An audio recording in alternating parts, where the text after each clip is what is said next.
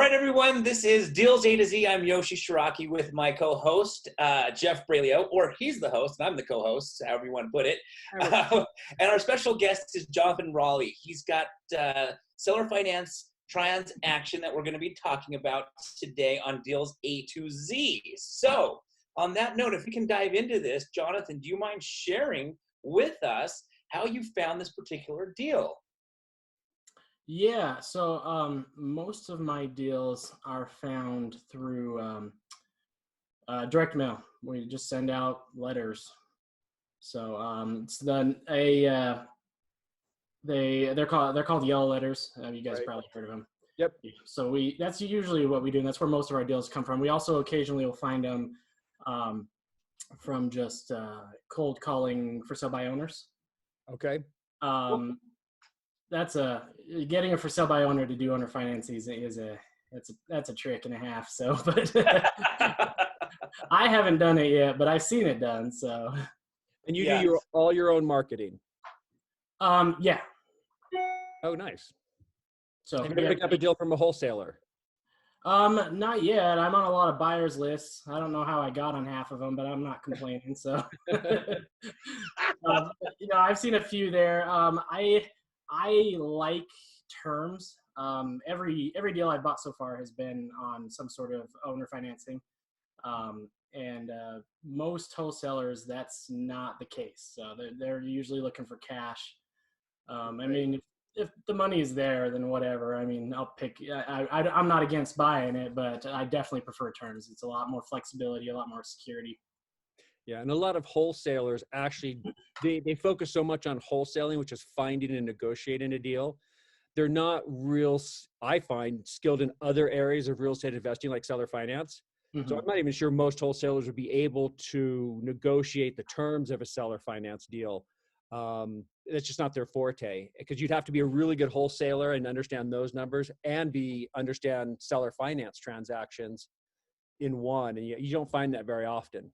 Yeah, that's kind of what I found. I actually, so you asked me before if we were introduced to each other through Renatus, and no, we weren't. But I've rubbed shoulders with quite a few of those guys, and then other investors just from other places, and that's definitely what I found. Not a lot of people understand how to negotiate owner financing, and there are others as well who don't even understand how it works themselves, which of course makes it hard to negotiate. So you have to understand what seller financing is, its terms, its documents, how to structure it, and then you have to be able to sell it to the seller. Mm-hmm.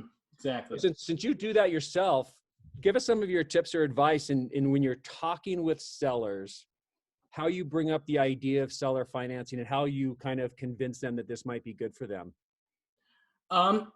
Well, I actually, I've studied quite a bit of Ron LeGrand stuff. I'm sure you're familiar with Ron LeGrand. And it's really a lot in how you approach seller financing. And as Ron likes to say, it's more about what you don't say as opposed to what you do say. Yeah, lots of investors, they're type A personality, like us, right? Mm-hmm. And they don't know when to stop talking, and that's usually what burns the deal. So it's just that's totally me. Yes, exactly. So, kind of the approach that I take is, so first of all, I have everything scripted. So, and how closely I follow the script, I'm flexible, of course. I'm not a robot, but I do script everything out, and I find that when you're working a deal, and whether it's owner financing, cash, it doesn't matter. You got to treat it like a freight train, right? You have to keep it on the rails, and you have to keep it moving. And the best way to do that is to know what your destination is, rather than focusing on the next step. You need to focus on the end, and that way it helps to restrict how much over talking you're doing and how much over negotiating you're doing. And so that's one thing, right? Okay. And then the other thing is kind of my technique with the scripting. Like I said, I have it scripted, but I'm pretty loose on how I follow that script. It's just to help me have a a map of where I'm going with the transaction, right? But the script itself is kind of a, how do you describe it?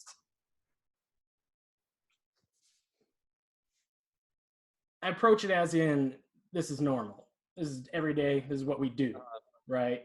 I say things like, well, the way we typically do it is we do some sort of owner financing or lease purchase.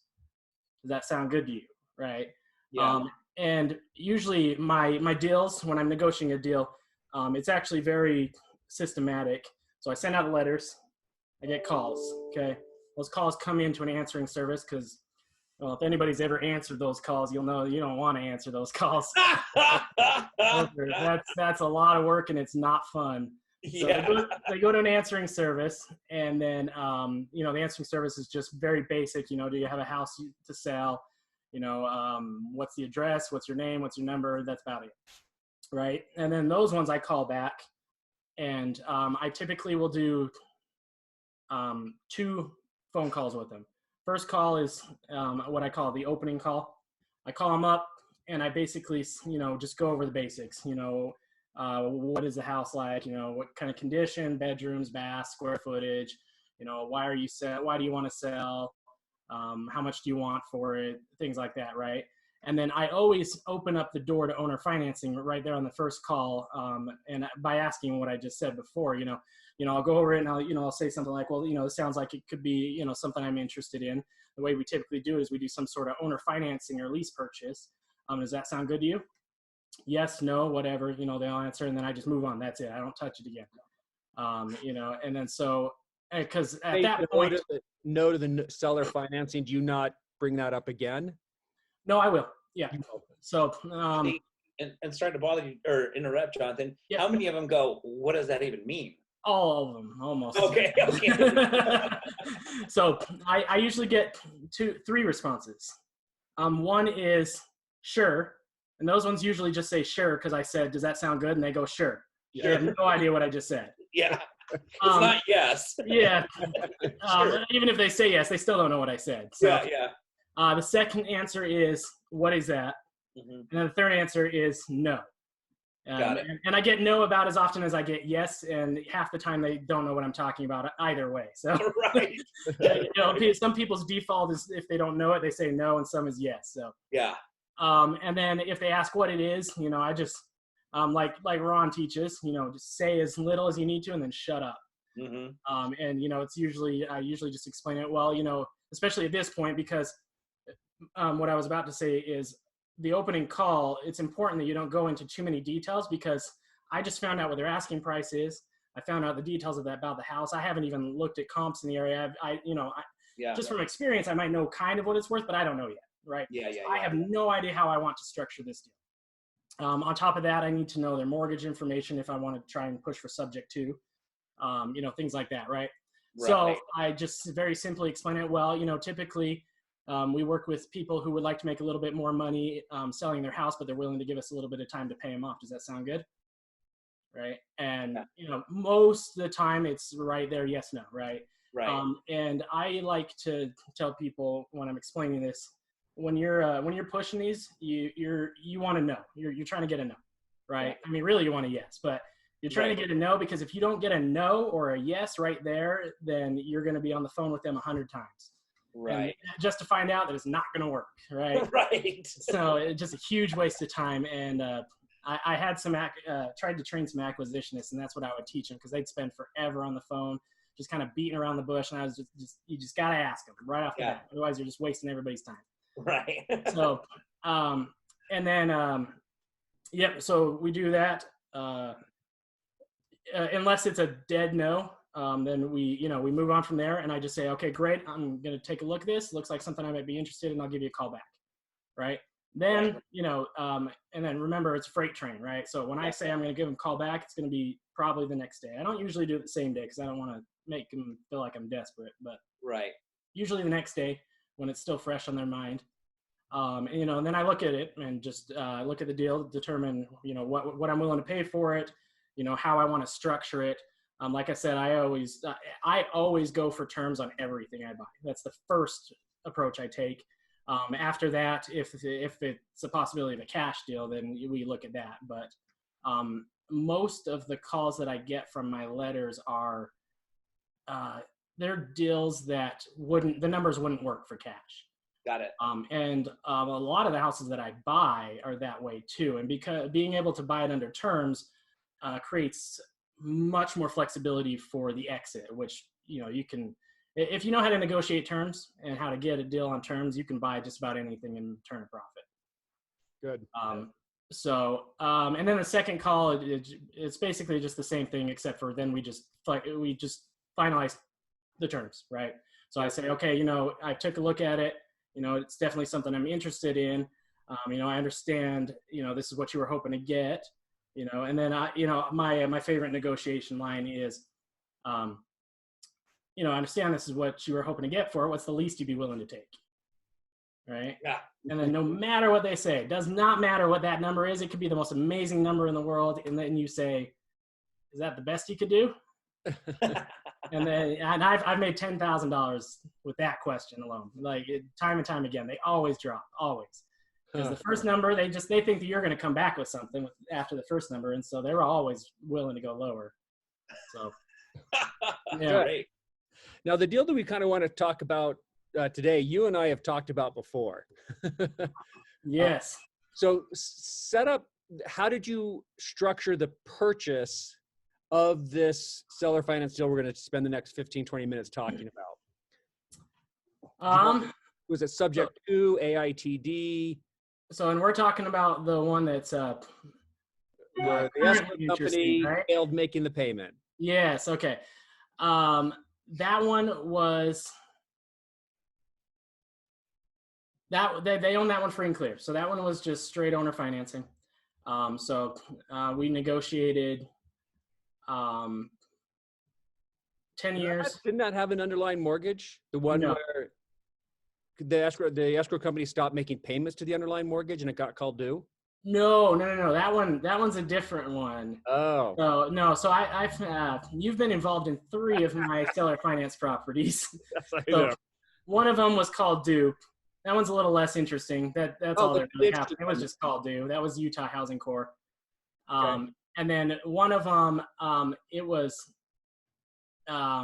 subject to the terms of the underlying mortgage.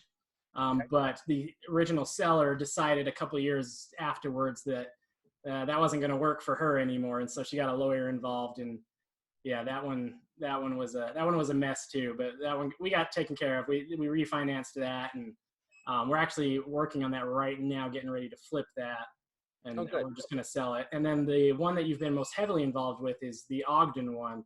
That's the one where we were selling it under a lease option. Yeah. And the tenant buyer, he decided he didn't want it anymore, I guess. I don't know. I still don't know exactly what he's thinking, and he wanted his money back, and well, that's just not how that works. So how that works. So this deal, this was a true seller financing situation. Seller owned the home, free and clear. Yes. This is the golden nugget of seller financing transactions. Kind of. I like subject to better. Really? Yeah. So you're not worried about the due on sale clause and all those issues and making payments to underlying mortgage and blah, blah, blah. No, I mean, and that's coming from someone who had the mortgage called due. But it worked out, right? I mean, if you have an extra strategy, it works out. It does. Yeah. You just got to have a plan for everything. And I find that with the straight seller financing, it's a little bit more difficult to get 0% interest and nothing down, which is what I go for on everything, and what I usually get, always get so far on subject to.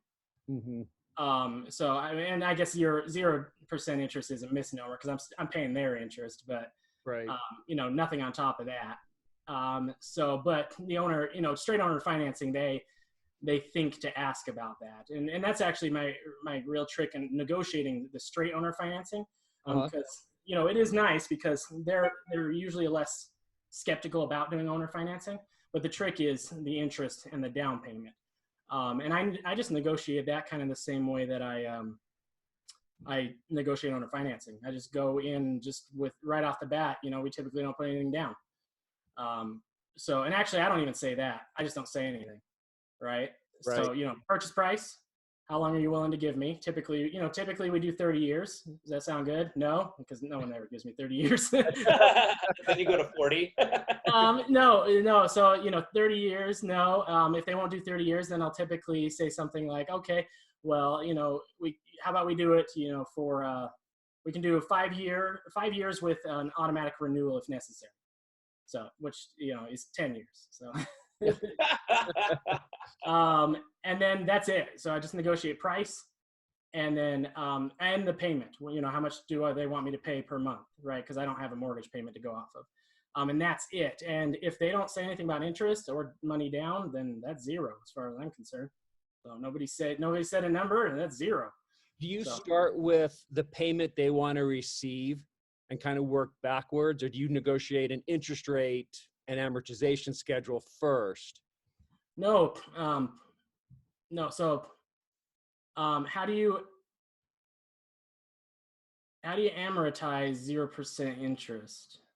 Well, on a subject too, but I'm thinking this deal that you've got now where it's with owner financing, we start with 0% interest, zero money down. Right. That's even on straight seller financing, no underlying mortgage. That's what I was just saying. Yeah. We just don't bring it up. If they bring it up, then we typically, then I'll typically say, hey, we don't typically, pay interest on this, on transaction like this, but if you wanted interest, what's the least you'd be willing to take? And same thing. How often do you get the 0% interest? I've only done one owner finance that wasn't subject to, and I didn't get it. So, but I did get 4.5%, which is pretty good. Pretty good. I mean, you start at zero, hopefully you'll end up close to zero, right? Their down payment killed me though. Looking back, I don't know if I would have done that again. They wanted 25 down. And on what purchase price? 225.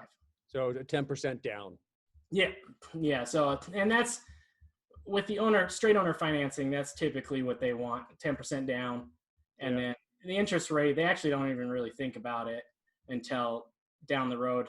Usually we'll be halfway through, almost ready to buy it, and they'll go, wait, what about interest? What are you talking about? We never said anything about interest. So, and then we have to negotiate something there. But like I said, this is the only one I've actually closed. So it ended pretty well. And the 25 down at the time was steep. And I mean, if it's a good enough deal, I mean, that's not bad, right? But it's just, it's more than I like to pay. So if you compare that to getting non-owner occupied financing on the deal, then you're looking at putting at least 20% down. Yeah. And more than 4.5% interest. Yeah, exactly. Yeah. So compared to most owner finance deals, it's not bad. So good. Okay. So tell us more about the deal and what you learned from it. So my typical exit strategy, I like to be flexible because crap happens, as we well know. But my typical exit strategy is lease purchase. I like it because it has some of the benefits of owner financing. I mean, I don't get, high, lots of money from interest and, but the option deposit, get some of that equity up front. The monthly rent, I typically don't put any of it towards the purchase of the house. I only do that if they specifically request it. And so most of that rent's just profit. And then that option, and then I like buy and hold, right? But I don't like rentals because I hate being a landlord. And I find with the lease purchase that tenant buyers are not like tenants. Most of my tenant buyers, I put them in the house and then I never hear from them again until they move out. And they take care of the place. Even the guy that I'm sure going to talk about, when he moved out, that place was like it was when he moved in. It was great. Yeah. So, and I turned around and sold it. That I'm going to repeat because I don't like being a landlord either. But tenant buyers are different than tenants. Yes. And they take care of the house differently. They communicate with you differently. And it's a completely different ballgame. I agree totally. Yeah. And then that option deposit, that's huge, right? Because that does go towards the purchase of the house. And that ensures that they take care of the place. Because if they don't, well, that's gone, right? Right. Ideally, it would ensure that they buy the place too, but that doesn't happen as often as you think. So No, it's actually surprising how many people yeah, lose option money. yeah. So that was the plan with this place. So I picked it up, just kind of cleaned it up. It was in good shape. The previous owners had taken great care of it. And then we did an open house. I typically do an open house with my my lease options, because this is actually a really prime example of that. So even before we had the open house, I was already advertising and I was getting phone calls. And if you think dealing with the seller calls from those letters is bad, you should deal with lease option buyer calls. That's the worst. It's just a sob story, like left and right. And I'd say maybe 1 in 100 of them are going to meet your criteria and have anything to bring to the table. So it's a lot of filtering. And I try and I've gone through, I think, 5 different people doing those calls, and it's a little more involved than I trust an answering service with too. So I mean, I don't know. I could probably figure that out at some point, but I haven't. I'm still dealing with that. It's yeah. So, but we found this guy through that, and we started talking to him and negotiating, and he was willing to put for the option deposit $20,000, right? Which is good. It's great, right? And then we were talking, and he found out I was doing an open house, and he asked me to not do the open house. He wanted it really bad, right? And I was already thinking I'm probably going to go with this guy anyways, right? Because he's one of the best ones I'd found so far, and he was bringing $20,000 to the table, and it's pretty good. So, but I'm like, I already got this plan. I've been advertising for it. There's going to be people showing up. We're doing, we're pulling an RC Willie. We're doing hot dogs and drinks and chips, and it's basically a block party, right? And I try and do that with all my open houses because it's different than with an agent. Although I think agents should do it this way too, but it's not about getting prospective buyers there. That's nice and all, and they come, but it's about getting people there. Just as many people as you can get there, and that just drives up the demand, right? Like, and as in this scenario, so this gentleman who had that offered that option deposit and wanted me to cancel this showed up to the open house, and there was a horde of people there. And I was just constantly taking applications for people. People are telling me how much they want it and how they love it and stuff. And he filled out an application while he was there, even though he'd already given me one. And he had bumped up his deposit from $20,000 to $40,000. So that open house did exactly what it was supposed to do. Right. The hot dogs were worth it. Yeah. So we put him in there. Now. This is a lesson I learned. And I'm still not quite sure what the answer is here. I'm still trying to decide, but that option deposit is really important.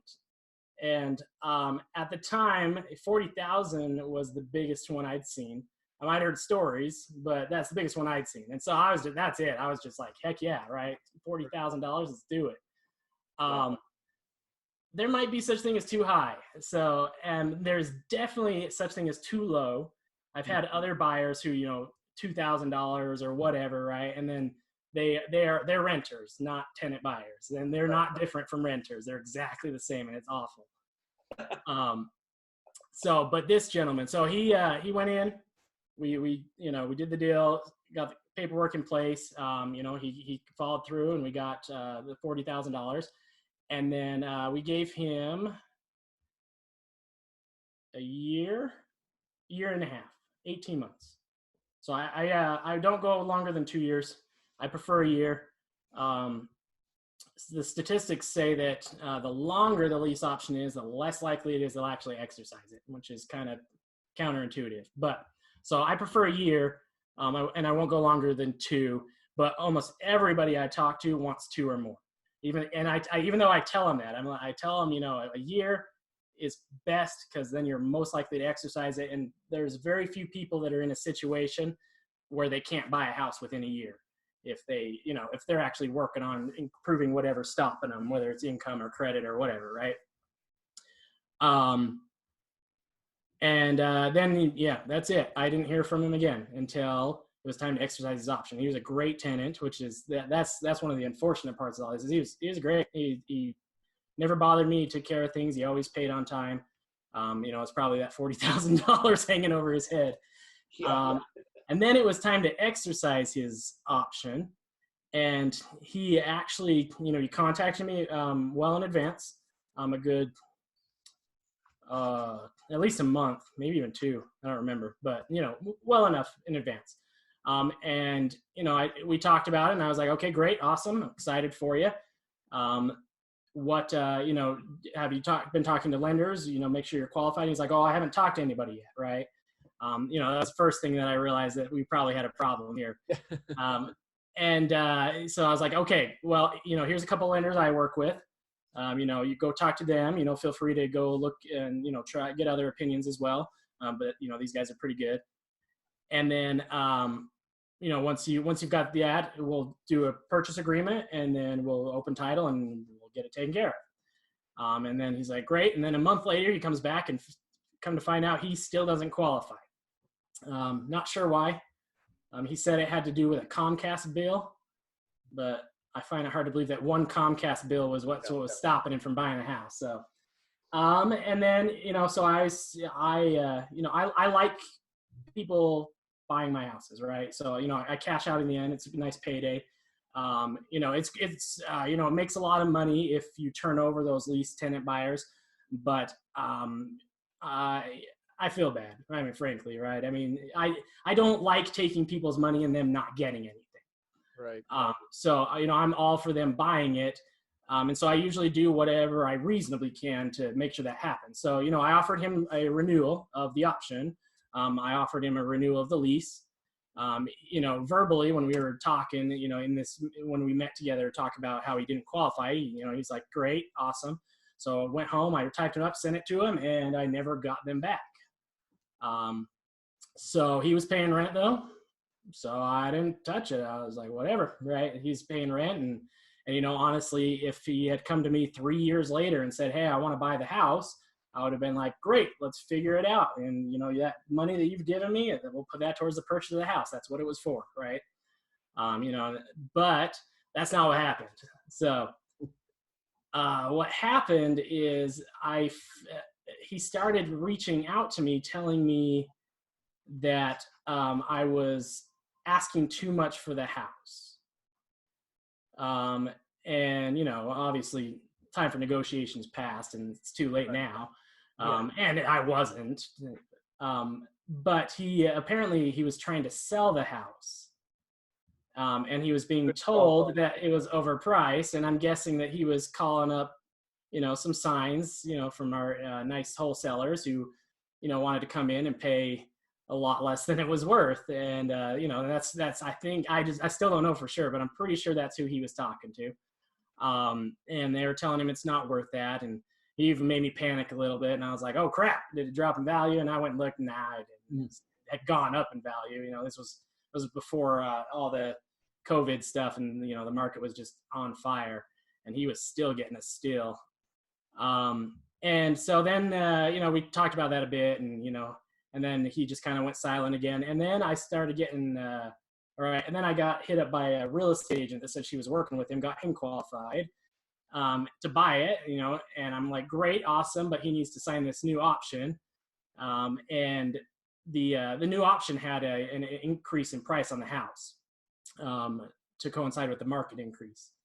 And she, I guess she didn't know about this, because then she just came back later and said that she had gotten a lawyer to look at things, and and that the option had not expired. And I was like, oh yeah, it's definitely expired. It's been a while. But at that point, she said lawyer, and I was like, all right, you say lawyer, I say lawyer, here you go. So, and then I gave it to Jeff. So yeah. So kind of the end of that, it was that he didn't exercise his option, and the options fee was $40,000.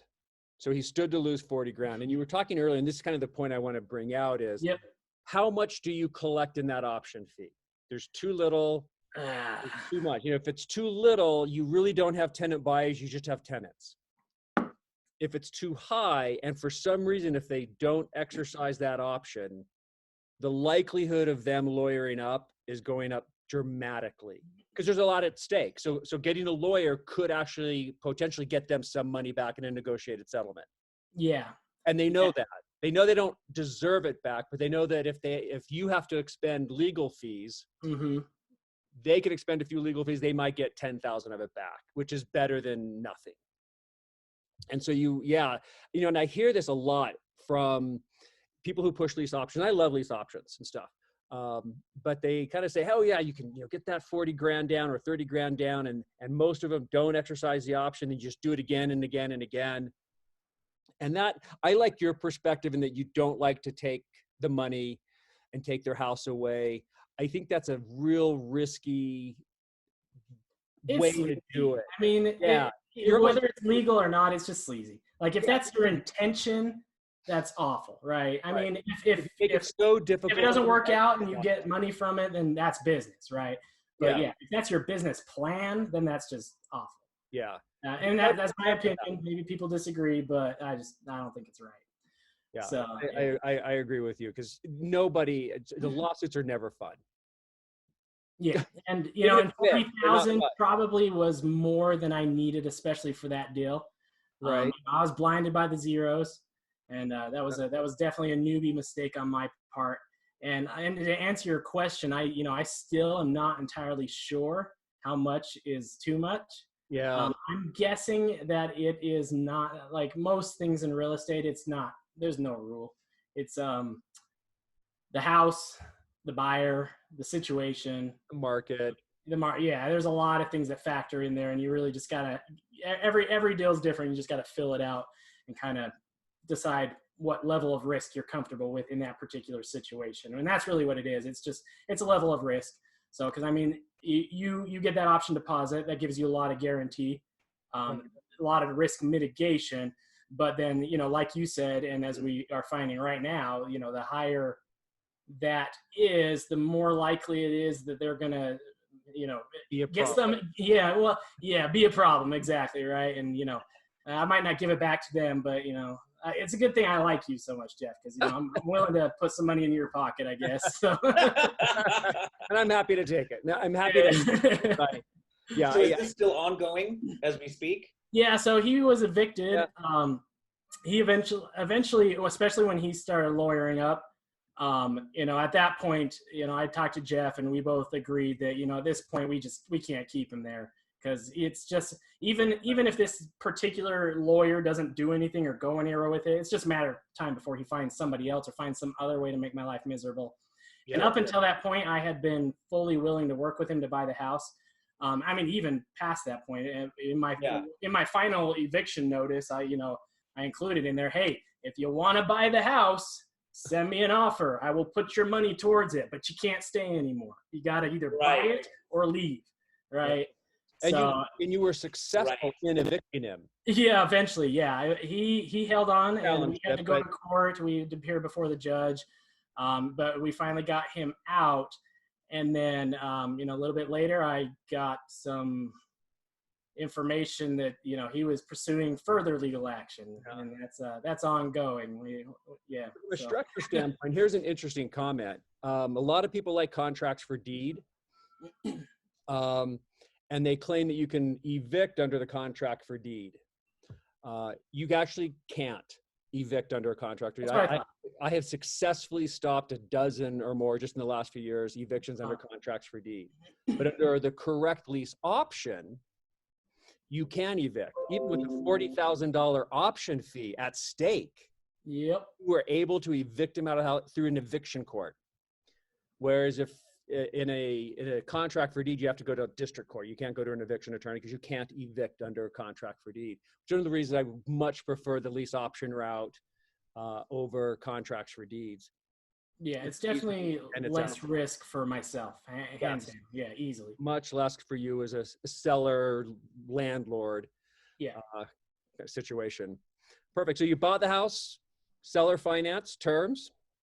Yep. And some other kind of points that as I heard you speaking, it was 5-year term with an automatic 5-year extension. That's how I like to negotiate it. This one, I learned that little trick after this one. This one's just 10 years. So you had a 10-year term, and then on your lease options, when you turn around and sell it, you never go more than 2 years. Yeah. Which is smart, because if those guys don't exercise their option, you can get somebody else in there who will, while you still have the seller financing with your original seller. Yeah. Yep. So, and then, I mean, and if you don't get enough time to sell it, or if you really go through, what would that be, 5 or 6 tenant buyers before somebody actually buys it, I mean, there are strategies to move on from there. You can usually negotiate more time. You can refinance it most times. You can honestly just give it back. You've probably made enough money by that point, right? Yeah, you probably made enough in the 40,000 just to give it back to yourself. Yeah, right. So I mean, yeah, I love buying houses that way, and pairing that with selling at lease option, I personally think it's the best way to do it. I mean, it's definitely a bit more work because you have, real estate turnover. Hold it forever. You're eventually going to sell it, hopefully, and then so you got to find more. But I mean, yeah, that's not a bad thing. So Jonathan, can we just review the numbers for what you purchased it at, how long, what you got down, and then you turning it around to, obviously you got 40 down, what he was paying each month, and then how that worked out as far as profitability at the end? Yes. Let's see. Okay, so I bought it for $225,500. Okay. And then I put the first tenant buyer in there. He did $41,400. Did you put 10% down on this one? Yes, this is the one that I put 25,000 down on this one. Yep. And what was your monthly?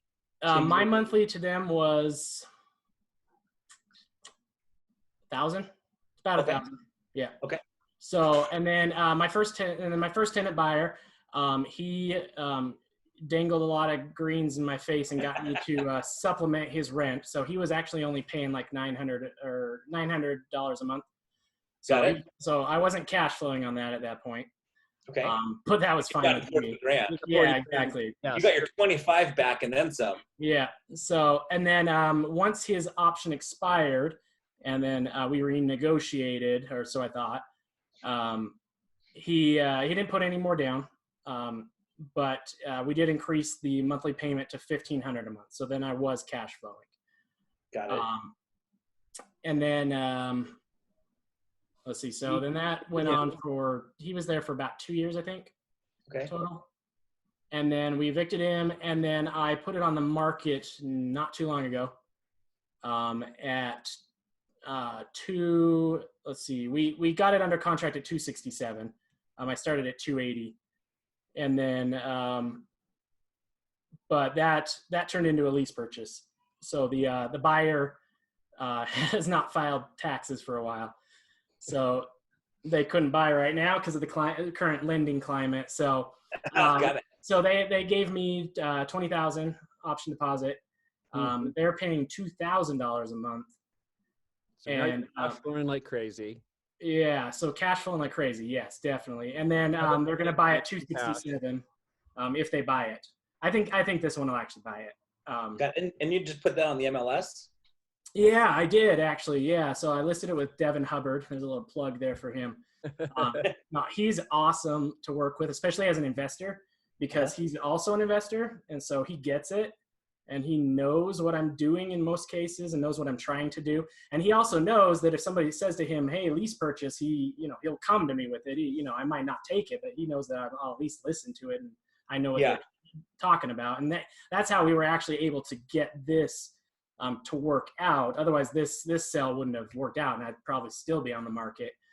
But yeah, it was just on the MLS. And my intent wasn't to do lease option. That's not usually how I find my lease option buyers. I usually just list it myself, like on KSL or whatever. Sure. But yeah, that's how that worked out. So if they buy it, let's see, what is that? That should be about $80,000 profit. It's great. So that's rough. I don't have like some of the fees in there and stuff, but it's around there. Not bad. Yeah, no kidding. Good. Very nice. That's the beauty of lease purchase. I mean, fix and flip's nice, quick money. but you're up against the clock. Lease purchase, the longer you have that house, the more money you're going to make. Yep. And better taxes. Oh, yeah.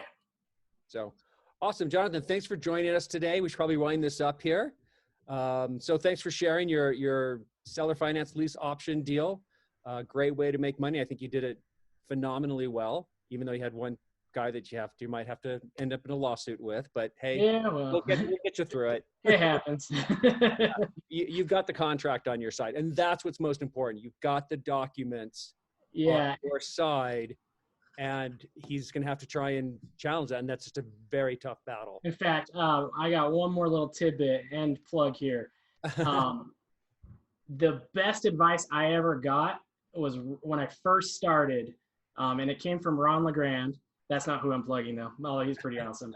But, and he said, before you even go find your first deal, go find a real estate attorney. And that is the best advice I ever had. It has saved my butt so many times, especially having Jeff on my team. He's an excellent attorney. So thanks, Jonathan. All right, I'm Jeff Brailio, and I am Yoshi Shiraki, and thank you so much, Jonathan. How can people get in touch with you? Oh, Granted, you want to get in touch with. yeah, I don't know. I try so hard to not let people get to know. Email is probably the best. So it's you can contact him through his lawyer. Yeah, I'm my attorney. No, you can email me, Jonathan, JONATHAN @newophomes, NEWOPHOMES.com. Perfect. Very cool. Excellent. Well, thank you so much for your time, Jonathan. We really appreciate it. Yeah. Thanks, Jonathan. See you, Yosh. Thank you. See ya.